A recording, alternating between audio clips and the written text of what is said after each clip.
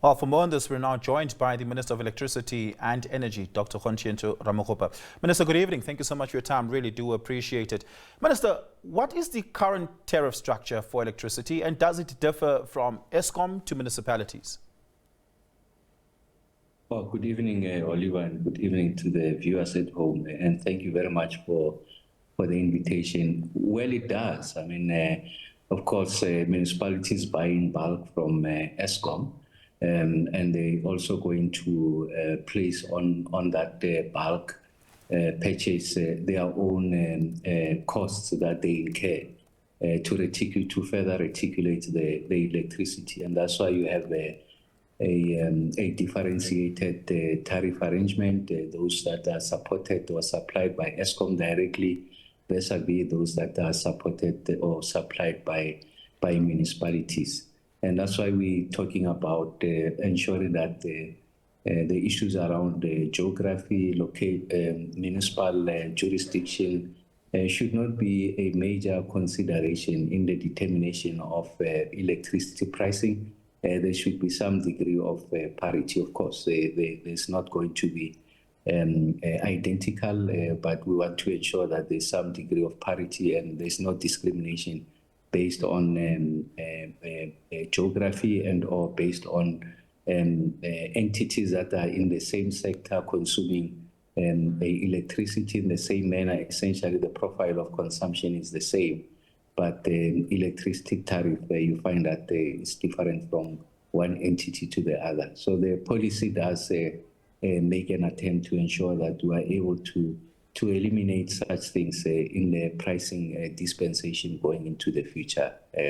Yeah, municipalities often bemoan a number of inefficiencies surrounding exactly the operations you outlined there. Reticulation losses, natural reticulation losses, not due to any sort of negligence on their part. That's the first. Second to that, reticulation losses as a result of damage to the reticulation network, transformer boxes blowing up, being stolen in some instances and the like. And then it is poor collection efficiencies on part of municipalities, and that reflects in the tariff structure that they ultimately try to present to households. And lastly, and I think importantly, some municipalities, or at least some communities, try to have some level of cross-subsidization for poor households and well-off households, or rich households, whatever the case may be. And so there's a incongruence, so to speak, in the tariff structure there. Will the new framework, or is it the hope that the new framework that will result from these consultations result in one that eliminates those efficiencies from being reflected in what we pay at the till for electricity? Yes, so first we are advocating for what we call efficiency-based pricing.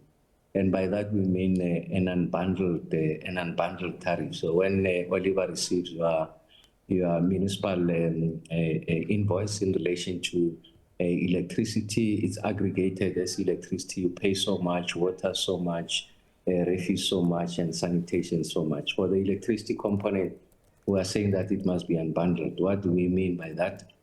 It must give you an indication of what the costs is associated with the energy cost. So this is the cost of converting coal into electricity. That's what happens at the generation plant. And then the electricity gets to be transported to you through a variety of vehicles. So it will be transmission lines, the large high voltage transmission lines, and then it off-ramps going into municipal space, low voltage transmission lines. So it is going to show you what we call the network charges. And then it will also show you the cost associated with the ancillary services, or the transformer infrastructure, when we bring down the intensity of the electricity so that it can be consumed in the household. There will be that line. And then we also say it must indicate the municipal surcharges. Yeah. We take it further to respond to the question you have asked. What gets to be embedded in the tariff now, in terms of the current prevailing dispensation, is what we call the inefficiencies. We have mentioned some of them. There are technical losses that gets to be accounted for in the tariff. So what we are introducing now is that the regulator, that is NERSA, must determine a ceiling above which those losses cannot be factored into the tariff. So there's the internationally accepted standards in relation to technical losses. I think something about the 8%. You go to some of the municipalities, some of which are big metros, that number runs into about 30% technical losses. And what they do is to lump it into the tariff.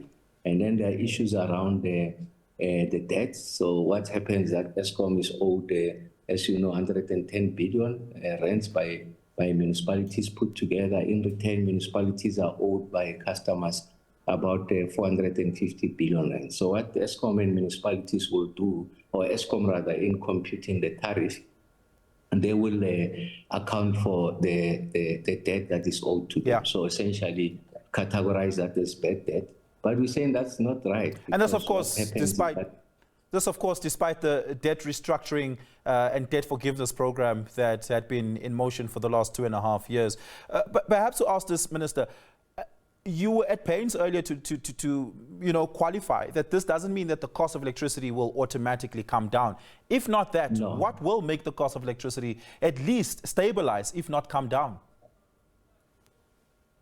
No, first is that, we, from an Eskom point of view, you know that we have accepted that there's a structural change in the mix. So we're onboarding renewables. They are becoming a large part of the share of the mix, and we know that they come at a lower price point compared to other energy sources, of course, having accounted for the fact that they are intermittent. So that's one. Secondly is that Eskom, and I'm mentioning Eskom because it's a reference point, is still the dominant player in the space.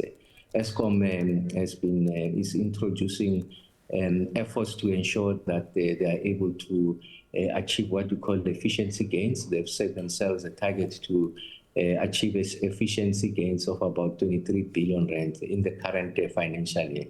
And they are getting closer and closer to that. Thirdly is that with the improved system performance, we are running less and less of diesel, and therefore that will not be accounted in the cost of generation. So in the immediate, you are going to find that the tariff increases will be very much aligned to inflation. You made the point earlier on, in the past about 19 years or so, electricity has increased by about 900% plus, whilst in the same period, inflation about 150%, almost 6 times more.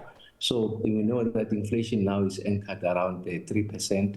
Eskom knows that the era of double-digit increases is behind us. And with these efficiency gains, the improvement in the mix, we are going to find that in the immediate, we will find that the tariff increases are not as exponential. And once all of these things are in place, we are likely going to see over a passage of time that there's going to be stabilization and will determine a price path. Yeah. Minister, I do want to ask you one last question, a parenthetical question, because I do have to let you go. We are out of time. The board term of the Eskom chairperson is coming to an end very soon. In fact, Mteto Nyati's term is coming to an end in October. What process, if any, has been kickstarted for the appointment of a new board chairperson? Can you take us into your confidence on that? And has the view of the board chairperson and that of the president pertaining to unbundling been sorted out? Because we saw the president chastising the board chairperson of Eskom recently for diverging publicly on the president's outlined plan for unbundling.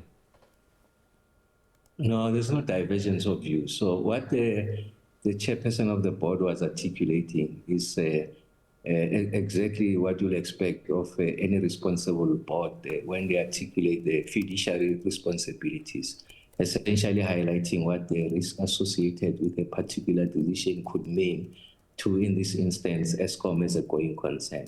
He wrote all of these things that he mentioned in public. He has brought to our attention and also shared with the president and the technical team. He's on record, and the Eskom board is on record. They support the unbundling. They support the issues in determining the scale and pace. Is a conversation that we have to have. But in the course of doing so, these are the following questions that requires a response. The president, through the three ministers, myself, Minister Godongwana, and Chaveni, having received a report of the technical team, we presented to the president that there is a number of questions that still needs to be answered. but that doesn't mean that we're deviating from the course that the president has articulated. So there is no divergence. Simply expressing what you would expect of any board, that they execute its responsibilities judiciously. As it relates to his tenure, it's a decision that I'll canvass with the president and concurrence from cabinet, and at the right time we'll make the decision in relation to the leadership of the Eskom board. But if you were to ask me, someone who has discharged his responsibilities with a great distinction, a patriot, a remarkable South African who has contributed immensely to the recovery of the electricity sector that was on the verge of collapse, and he raised his hand. He was invited by the president, answered the call of duty, and responded in the most positive fashion, working with the erstwhile board and the current board and the management of Eskom. We are aligned on what is required to introduce reforms, ensure that the sustainability in the sector and that electricity continues to be the anchor of the South African economy and, in fact, stimulate growth. I want to emphasize there is no divergence of views, and I have an intimate knowledge of where the board stands, what he has articulated, what he has written to us. And, in fact, those are fair issues to raise, and we are responding to those questions. So I'm confident that this chapter will be behind us, really. We're looking forward to ensuring that we drive this reform agenda with the pace that is required. Yeah, Minister, thank you so much for your time. Really do appreciate it. That's the Minister of Electricity and Energy, Dr. Kgosientsho Ramokgopa.